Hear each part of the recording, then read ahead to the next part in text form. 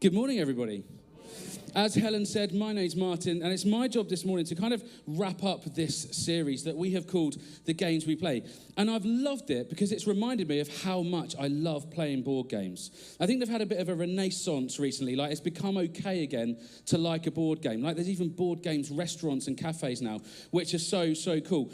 Personal favourite of mine at the minute is Ticket to Ride. Have we got any Ticket to Ride fans in the room? Yeah, one. Great. Okay, brilliant. It's brilliant. I really love it. Excellent game. We as a family really love playing Uno. Wherever we go around the world, there's often a pack of Uno cards, and we'll have an Uno championship as we're going around. And because I'm dad, I'm always the target of +4s, +2s, miss a go. There's people nodding at me. I'll pray for us. Don't worry. It's that way it goes. But having stood relatively close to this board for a couple of weeks, it's reminded me of those family Christmases, either Christmas Day or Boxing Day, often at my grandparents' household, round the dining room table, where we would have a family game of Monopoly, which probably lasted hours, but we loved it. And it reminded me how my brother would always cheat, okay? And he did. And as this is being recorded, Daniel, we know what you did, okay? Terrible, absolutely awful cheat. But there's two things I think are true about Monopoly. Number one, every family has their own set of rules, okay? Every family has their own rule on what happens if you land on free parking, okay? Every family has their own set of rules on when you get your £200 for pass and go. Do you get it when you land on go? Does that count? Or do you have to go if you land on go, do you double it and get 400? Every family has their own set of rules. The other thing that I know to be true about Monopoly is it's a bit of a Marmite game. Some people love it. Some people hate it. So I thought we'd get a bit of a Forge Church view on Monopoly. So give me a cheer if you love Monopoly. Some of you are like, I want to make sure others cheer first. Okay. What about people that hate it? Give me a cheer if you hate Monopoly. Okay, you're wrong. But I get it. Because even though we might like something, sometimes we might still be negative about it. I lost a couple of hours on the internet finding out why people hate Monopoly so much. I genuinely did this. I wanted to know what people's big criticisms of Monopoly was. And I lost this good couple of hours finding plenty of stuff that I couldn't repeat in a church. There's this video goes around of this family having a big odd argument. For some reason, the young boy's topless. Don't get that. So I thought I wouldn't show that. But I did want to go through some reasons people hate it, which ranges from this, where somebody says, Monopoly is a great way to alienate friends and family alike. Okay? Fairly tame, but we're kind of, the laughter tells a lot, doesn't it? Or this person who says, I flat out refuse to play Monopoly. The dice absolutely hate me, and it doesn't matter what strategy or plan I follow, I always get screwed over somehow. And then this guy who I'm a little bit worried about, who says this, I honestly don't know how people can enjoy this game. It takes hours, and 90% of the fate is decided in the first few turns. Yeah, I get it. It's supposed to critique capitalism, which it does well, but why people enjoy it is beyond me. Unless that is, you have a huge unresolved power complex and just love everyone else being miserable while you slowly drain them of everything they have. Then I get it. So I'm Martin, I have a huge unresolved power complex, apparently. But it's true, isn't it? Even if we actually like it, we can find things to criticize. Even if we like nice sunny weather, we're quick to go, yeah, but it's not going to last long, is it? Okay? We do those kind of things because we foster a critical spirit as humans. Our brain actually reacts in a more strong way to negativity than it does to positivity. And I reckon if somebody did the research, they'd find that British brains are even more inclined to do that than everybody else's. Because we have this inclination to notice and be critical of things we don't like. We're critical when things or people don't live up to our expectations. We're critical because we want something to be different, or we're critical because we want something to be better. And the problem with this is, the more we foster this critical spirit, the worse our relationships become. Because we're so good, in fact probably too good, at being critical of people we're married to, dating, raising, have raised, or any of those other people we have relationships with. And ultimately, we want them to be different, do better, or just change. We criticize because we want things to change, or we want people to change. And throughout this whole series, we've been looking at these games we play that have a really negative impact on our relationships. We've talked about how in these games there are inevitably winners and losers. But in these games we play, nobody wins. Because in a relationship, the real winner should be the relationship itself. And in this series, we've looked at how we could be better at honoring people. We've looked at the dangers of the blame game and taking responsibility or asking for forgiveness for our own mistakes. And last week, we looked at the dangers of the comparison game and how envy can lead us down harmful paths, and actually cultivating an attitude of gratitude is much better for us and our relationships. And today, as Helen said, as we wrap this series up, we're going to look at the change game. This desire that we have for people to change that can lead us to being so judgmental and critical to the detriment of the relationships and the people that we care about the most. And so we want to find ways in which we can avoid doing this. And when it comes to the change game, we all live on both sides of the net. We've been on the side of wanting somebody else to change, but we've also been the one that somebody else wants to change also. For every time we've been told that we should stop doing something, we've looked at somebody else and said, well, they're not doing it right. They should start doing it this way. You know, so often we can be resistant to the changes that people want us to make and are critical about, but we're very quick to pass judgment on them and recognize what they should stop doing, start doing, or do differently. You know, it's so easy to find ourselves on a soapbox, on some kind of moral high ground. And if you've been the victim of that within a church context, I'm really sorry, because I think Christianity as a thing has been really bad at that over the years. You know, the big problem with the change game is that the issue we want to change in that person becomes more important than loving the person themselves. The critical spirit leads us to forget and neglect the loving heart that we should have towards others. And I think if we're going to fully commit to making our relationships work, then we need to work harder to be compassionate rather than critical. And it's so tough, right? Nobody's standing here thinking this is easy, but it's really important. And because we think it's really important, we're going to look at what Jesus had to say about the matter. Because here at The Forge, we believe that Jesus is worth following. Not just because we might believe him to be God's son, but because we believe that the guidance he gave was there to help us live life to the fullest, to have brilliant relationships with other people, and ultimately so that nobody is on the losing side. And if you've been around churches for a while, whether this one or another one, or have just looked into the life of Jesus a bit, you'll know that often he talked in parables, and you have to work really hard to extricate the meaning from the story that he's telling. Well, on this bank holiday weekend, when you're feeling a bit relaxed, I want to reassure you that you don't have to work very hard this morning at all. In fact, you can see what he wants us to understand in just these 3 words.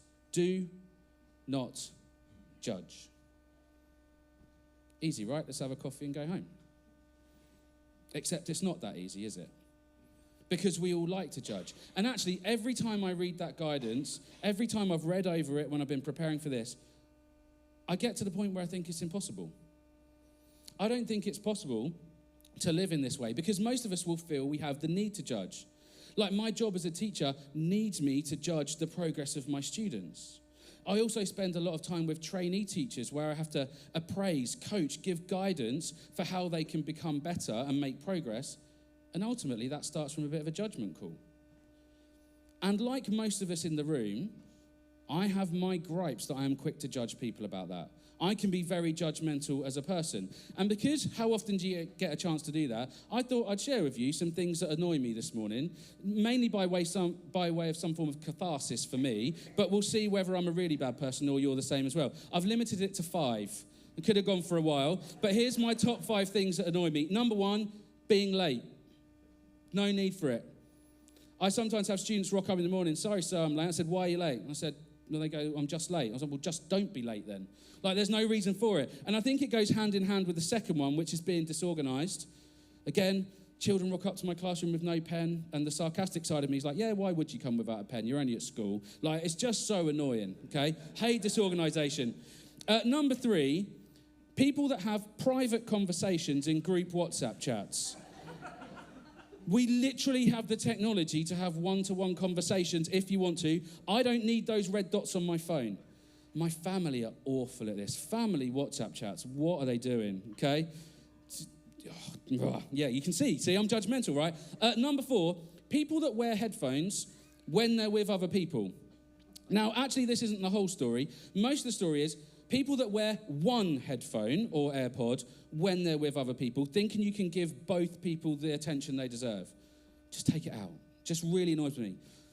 No, just me on that one. Okay, fair enough. And then lastly, I can kind of categorize this as just bad driving in general. But people that don't say thank you to other road users when they let you through. Never has it got closer to somebody shouting out preach in the middle of a forward service, right? I had it this morning.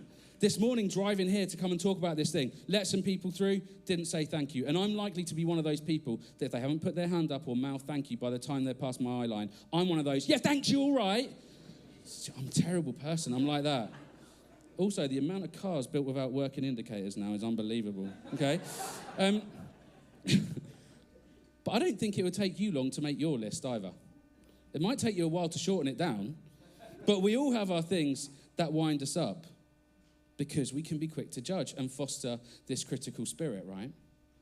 And this is what Jesus is pointing towards when he tells us to not judge. And we're going to hang around what he had to say at the start of Matthew chapter 7. So Matthew, one of Jesus' disciples, we find his writing at the start of the New Testament in the Bible. And actually the context for this talk is it's part of something that's become known as the Sermon on the Mount. So called because Jesus delivered a series of talks, possibly over the course of a couple of days, on the edge of a hillside outside Capernaum on the shore of the Sea of Galilee in Israel. And the series of talks reveals much of what Jesus' attitudes towards how people should live are. And at the heart of it, he's challenging this legalistic, judgmental attitude that the religious leaders at the time, known as the Pharisees, tended to have. And actually, if we were to have the original Greek manuscript of the text in front of us, we wouldn't see the word judge at all. We'd see this word, krino. And krino doesn't mean to judge in the sense of us judging the quality of some student's work or judging how good a meal was. It means to condemn. And we should be looking at this word in the sense of it being condemnation. When we express deep disapproval on somebody and almost pass down a sentence on them because of what we see them doing wrong. And Jesus knows that this is far too easy a game to play. And he tells us this as an imperative. He's saying, don't go around condemning people. Because Jesus knows that it's easy to condemn, but he also knew that when we do that, we're being legalistic rather than loving. He knew that it's easy to condemn, but when we do so, we choose religion or theology or laws over relationships. He knew it's easy to condemn, but when we do so, we use faith as a weapon rather than an opportunity to build connections with people and build deeper relationships. And the key to what Jesus wants us to learn is that when we make a habit of judging, we neglect to love others. We neglect to seeing people as equally made in the image of God. And Jesus believed that this is what the religious leaders of the time had done. They'd started to measure people against their own values, their own standards of behavior, rather than God's desires for us, and ultimately had condemned people as being below them because of how they fell short. And Jesus has a pretty profound warning for these people. And most of you, even if church is a new experience for you this morning, will have heard these words, where it continues, do not judge, or you too will be judged. For in the same way you judge others, you will be judged. And with the measure you used, it will be measured to you. And if you're anything like me, it begins to get a bit jarring. I can be so quick to judge, but if I was standing before God, I'd need him to cut me some slack, like I'm sure most of us would. This verse would be a lot easier to stomach if Jesus said, do not judge, or others will judge you about the same things. Because if that was the case, most of us might sit there and go, you go for it, mate, because I'm not as bad as you are. But this verse is going a lot deeper than that. In fact, James, Jesus' half-brother, later on in the Bible, handily in another book called James, says this. He says, judgment without mercy will be shown to anyone who has not been merciful. And these Pharisees, who Jesus was directing his ire towards, were merciless, legalistic gavel hammerers. They were very happy to pass down a sentence. And so often, those of us who are Christians can maybe think we're doing God's work when we are judgmental about the life choices of some people. But we're missing the heart of Jesus' message. That heart being that his heart is always for us and everybody, even when we fall short. Which we do often, right? But we're quick to forget that when we set about judging people. And Jesus knows that about us. And to make sure we understand what he wants us to hear, he then uses this imagery. He says, why do you look at the speck of sawdust in your brother's eye and pay no attention to the plank in your own? Now, just like you don't need me to tell you the difference between a speck of sawdust and a plank of wood, Jesus' audience didn't need him to do it either. He's using this vast contrast of ideas really to hammer home his point. And he's kind of telling us, look, the things you are judging people for are small in comparison to your own shortcomings. You just don't like to admit them. Because weirdly, we don't like feeling judged. And importantly, I don't think Jesus is trying to get us to compare the things we're bad at to the things we're judging others for. He's not getting us to compare our planks to other people's specks. Instead, I think he's saying to you, look, your speedy willingness to judge others is a bigger issue to God than the speck that you see in your brother's eye. Because it reveals that you don't see them in the way God does. You don't see people in the way God wants us to, because the planks in our eye are hampering our view. And Jesus continues and says, how can you say to your brother, let me take the speck out of your eye, when all the time there's a plank in your own? I don't think Jesus wanted an answer, because he knew the answer was, you can't. It's like he already knew that famous proverb that people in glass houses shouldn't throw stones. That proverb has been around since kind of like the 14th century in some way, shape or form. We've not done a very good job at paying attention to it, have we? And Jesus lays it on a bit thicker, and he then says, you hypocrite. Ouch. Because it's one thing to be accused of ignorance of your own shortcomings. It's a whole other thing to then be accused of arrogance, that you're willing to lord your judgment over other people. He says, look, first take the plank out of your own eye, and then you'll see clearly to remove the speck from your brother's eye. And it's at this point I'm reassured a little bit. Because look at what he's saying. I think Jesus is saying, look, it can be okay to correct other people for their shortcomings. But make sure you're doing it in the right way first. Take care of your own plank first so that you do it in the right way. Which would make sense, right? Because if we're saying we want to follow Jesus and do what he did, then it wouldn't make sense for him to tell us not to correct other people, because he did so often, sometimes rather assertively. So it wouldn't be right of him to say, you don't go telling people how to improve, when he's also telling us to be like him. But we can only see others' shortcomings in the right way when we're aware of our own. Jesus has a God's eye view. We don't. We just elevate ourselves to that position sometimes. I want you to imagine that you are sat in an optician's about to have an eye test. And you've got a certain lens over you, sometimes those kind of weird contraptions. And the optician says to you, right, can you read the bottom line of text? And you say ABC, and they say, no, it's not. Well, you don't then try and criticize them, do you? Because you're in no position to tell them what it is, because the lenses aren't quite right. Instead, we wait until the lens changes, and then if we say it's ABC and they say it's not, and we are absolutely convinced it is, then we can have the conversation with them that says, I think you're wrong. Our position has changed a lot. Because what happens is, when we become aware of our own shortcomings, it can change the way in which we challenge others about theirs. In a different book of the Bible, written by a guy called Luke, we see a story of where Jesus kind of compares somebody who is aware of their own shortcomings to somebody that isn't. And in Luke chapter 7, we come across this man named Simon. And Simon was a Pharisee, one of these legalistic living men. And he's invited Jesus round for dinner. But Luke writes that before they can sit down to eat, they're interrupted by a woman who Luke labels as having had a sinful life. You can use your imagination. And this woman comes to Jesus, and she begins to wet his feet with her tears, then dries his feet with her hair, kisses them, and pours perfume on them.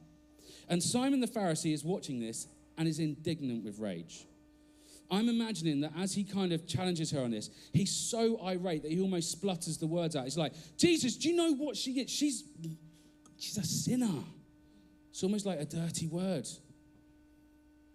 And then we see this direct yet loving heart of Jesus as he seeks to help Simon the Pharisee see the planks in his own eye. And again, I kind of imagine this is how it works, but I imagine Jesus just calmly walks over, puts his arm around Simon, takes him to the side, maybe into a separate room, and says to him this. He says, do you see this woman? I came into your house. You didn't give me any water for my feet, but she wet my feet with her tears, wiped them with her hair. You didn't give me a kiss, but this woman has not stopped kissing my feet from the time I entered. You didn't even put any oil on my head, but she poured perfume on my feet. And he's reminding Simon of the hospitality customs of the time, where if you were to have somebody important, like Jesus was, a rabbi, a teacher, come into your house, that's how you should have treated them. And Simon had been so quick to judge that he forgot to treat Jesus as he should have, because he let an issue become more important than a person. Jesus actually goes a little further and says to Simon, look, the reason she's so grateful is because she's been forgiven a lot. And he says, whoever has been forgiven little loves little.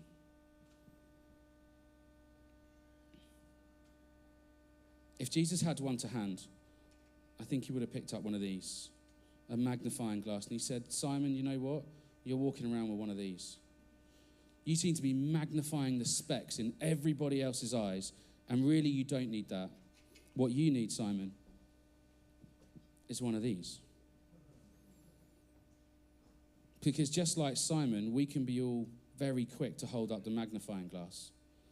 But the problem with that is it elevates our view of self. It deflects focus from our failures, maybe even sometimes intentionally, because we don't want to deal with them, let alone everybody else know what they are. And it shows a misunderstanding of the heart of God. A God that sent Jesus, his son, to condemn us. Not to condemn us, rather, but to save us from our sins and forgive us for all our shortcomings. You know, the more we walk around with a magnifying glass, the more judgmental and legalistic we become, and our compassion shrinks. Or, to put it simply, we become less like Jesus. You know, earlier on when I shared the things that annoy me and I judge people for, that's me holding up a magnifying glass. And the way to stop playing the change game is to put down the magnifying glass and pick up the mirror instead.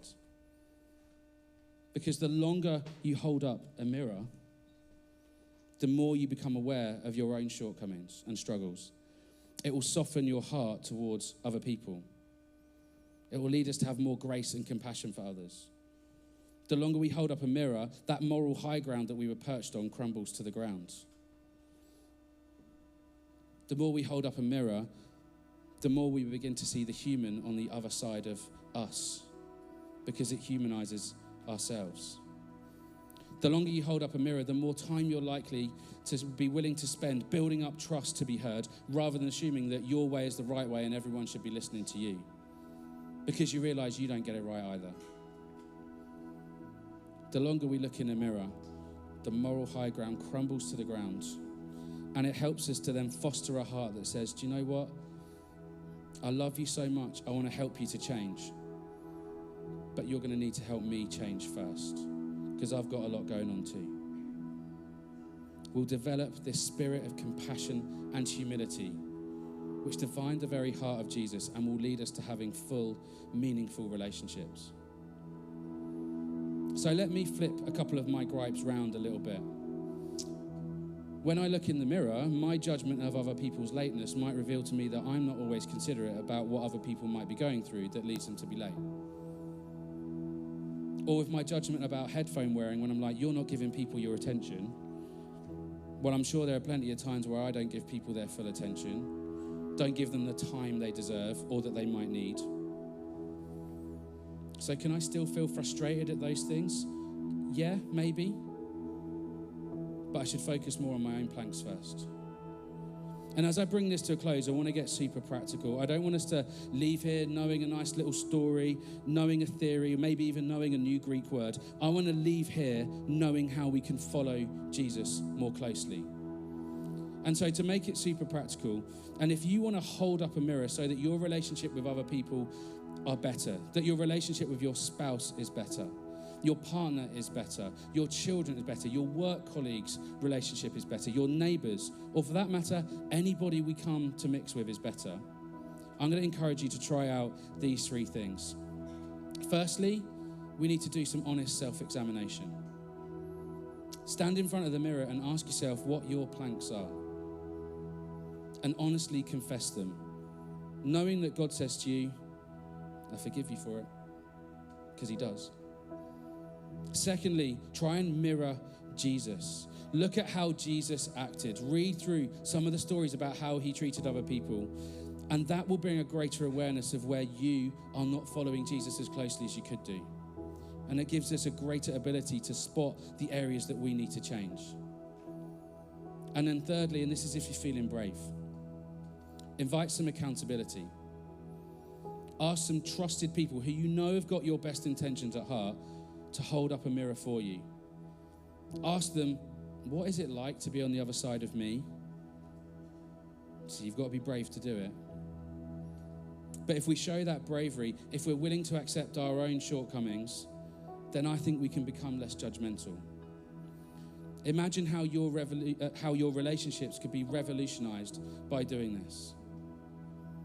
Imagine how better our relationships we could make them if it's more about the mirror than it is about the magnifier. Because the more aware I am of what God has yet to do in me, the less judgmental I am about what he's yet to do in you. God knows that we all fall short. He doesn't like it, but he didn't send Jesus down to rub it in our faces. He didn't send Jesus down with a magnifier to draw out every shortcoming we have. More so, he sent down Jesus to say that despite all of the stuff you see in the mirror, I still love you. And this is how we should look to treat other people as well, so that we can avoid losing the change game. Can I ask us to stand, and I'm going to pray for us before we sing again. You know, maybe as I've been talking, you had some things in your mind that you know you judge